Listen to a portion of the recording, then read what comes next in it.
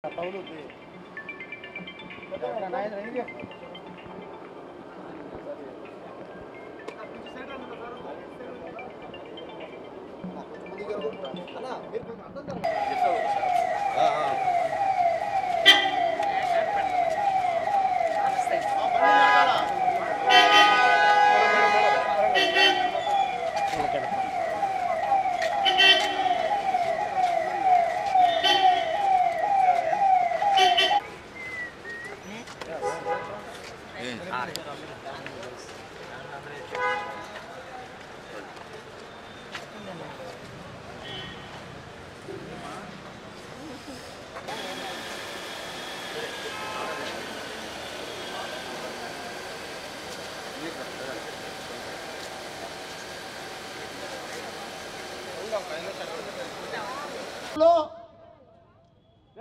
5 ఏళ్ల ప్రజా పరిపాలనలో దమ్ముండ మగాడి పరిపాలనలో ఒక ఆర్యవైశ్యులకి దాదాపు 3000 కోట్ల సంక్షేమం జరిగిందని చెప్పడానికి నేను గర్వపడుతున్నాను.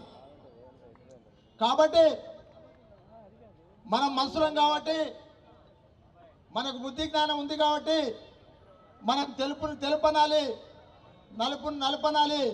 అందుకోసమే ఈ 75 ఏళ్ల చరిత్రలో ఏ ముఖ్యమంత్రి అయినా కూడా తన 5 ఏళ్ల పరిపాలనలో కుప్పం నుంచి ఇచ్చాపురం వరకు ఏ గ్రామంలో ఏదైనా కూడా గత 5 ఏళ్ల కంటే కూడా గత 75 ఏళ్ల కంటే కూడా ఎక్కువగా పని చేశాము.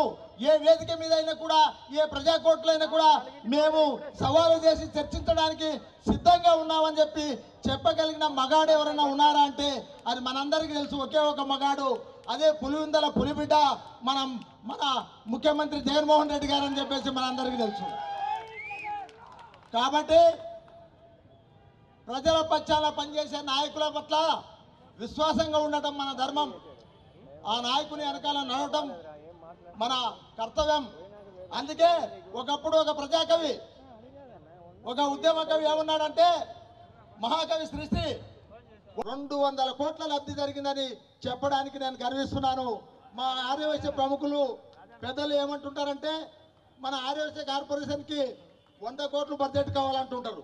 కానీ రాష్ట్రంలో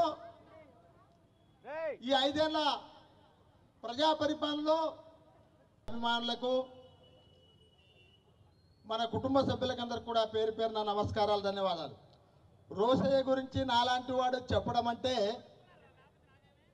ఒక సామెత ఉంది. ఈ 75 ఏళ్ల చరిత్రలో